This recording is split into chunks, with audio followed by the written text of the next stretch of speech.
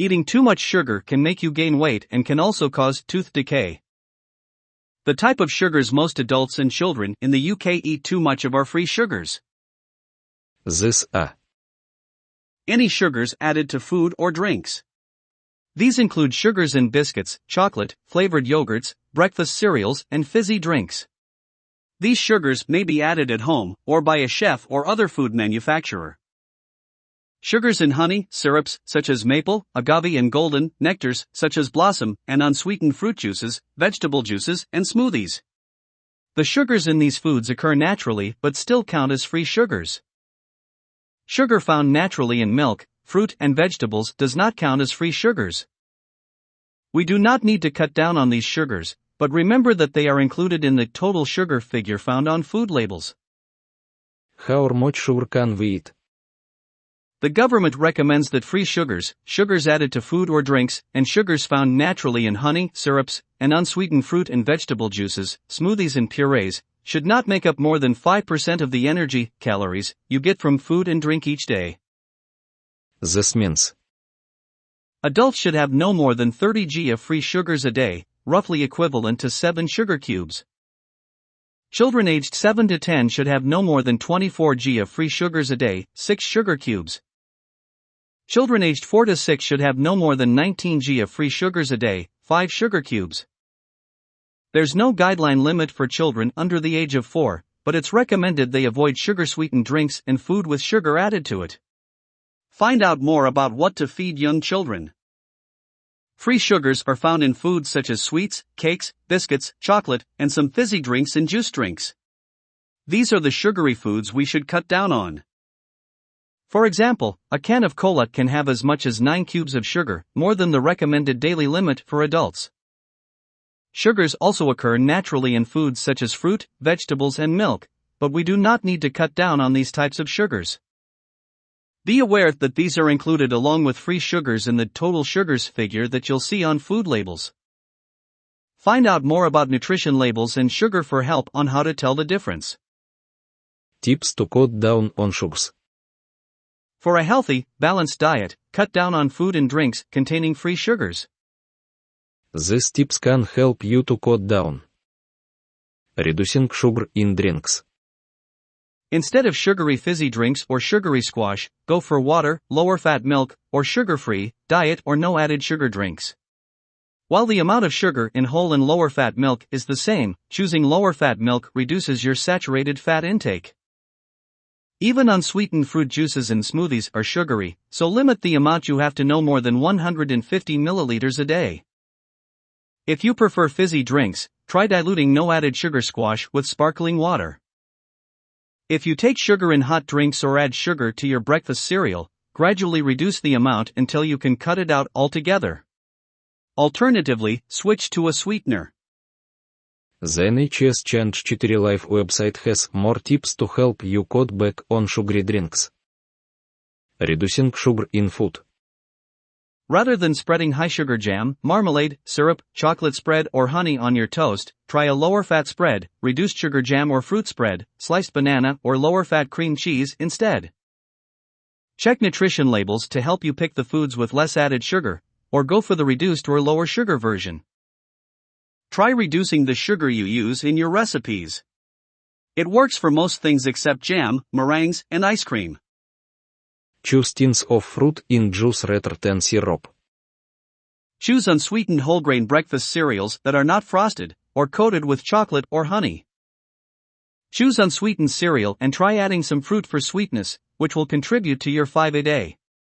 Sliced bananas, dried fruit, and berries are all good options. The Food Scanner app from Change 4 Life can help you check how much sugar you or your child is having. Using your smartphone, the app can scan the barcode on food packets to find out exactly how much sugar is in it. Get it on the App Store and Google Play. Find more ways of cutting sugar out of your diet. Nutrition labels and sugars. Look at information on nutrition labels and ingredients lists to help reduce your intake of free sugars.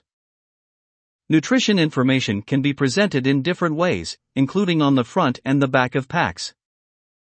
Labels on the back of packaging.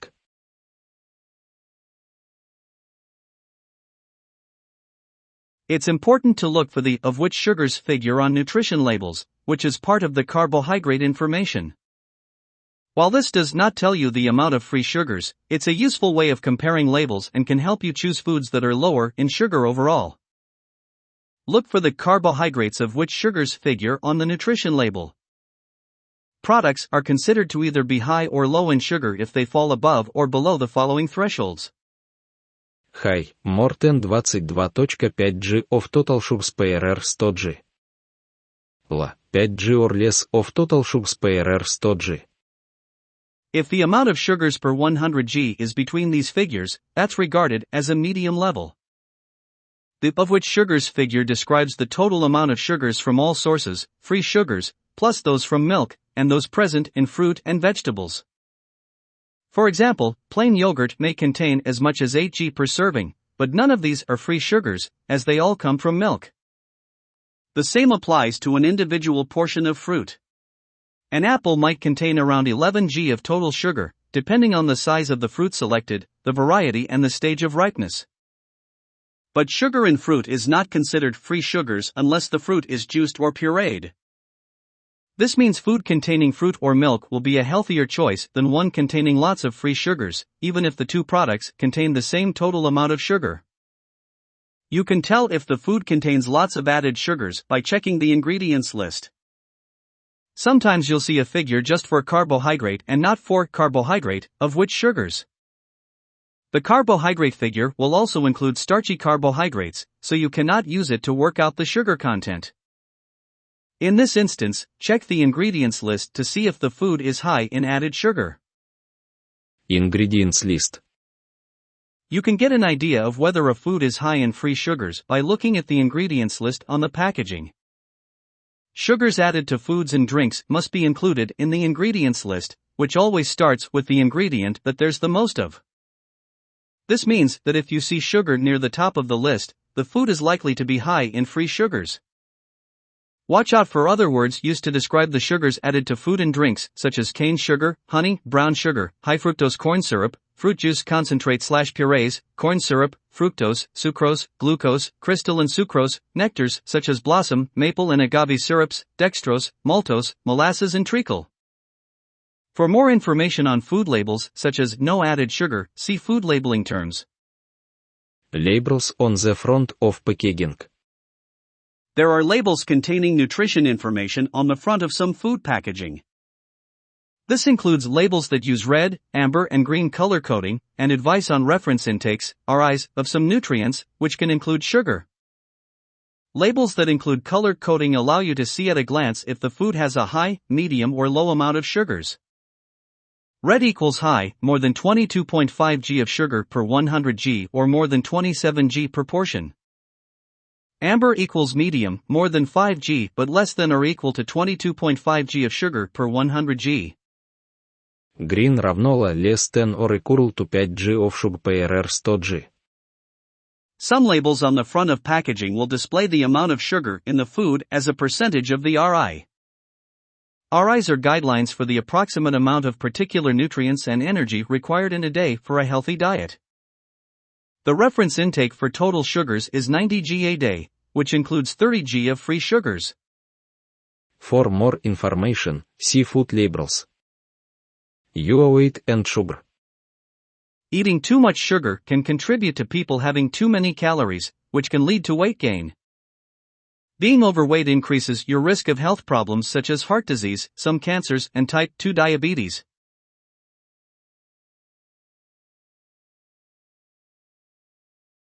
For a healthy, balanced diet, we should get most of our calories from other kinds of foods, such as starchy foods, whole grain where possible, and fruits and vegetables, and only eat foods high in free sugars occasionally or not at all. The Eat Well Guide shows how much of what we eat should come from each of the main food groups in order to have a healthy, balanced diet. Learn more about how to have a balanced diet. Tooth decay and sugar. Sugar is one of the main causes of tooth decay. To prevent tooth decay, reduce the amount of food and drinks you have that contain free sugars, such as sweets, chocolates, cakes, biscuits, sugary breakfast cereals, jams, honey, fruit smoothies and dried fruit, and limit them to mealtimes. The sugars found naturally in fruit and vegetables are less likely to cause tooth decay, because they're contained within the structure. But when fruit and vegetables are juiced or blended into a smoothie, the sugars are released. Once released, these sugars can damage teeth. Limit the amount of fruit juice and smoothies you drink to a maximum of 150 milliliters, a small glass, in total per day, and drink it with meals to reduce the risk of tooth decay. Squashes sweetened with sugar, fizzy drinks, soft drinks and juice drinks have no place in a child's daily diet. If you're looking after children, swap any sugary drinks for water, lower-fat milk or sugar-free drinks. Dried fruit and your teeth. It's better for your teeth to eat dried fruit as part of a meal, such as added to your breakfast cereal, tagines and stews, or as part of a healthy dessert, a baked apple with raisins, for example, and not as a between-meal snack.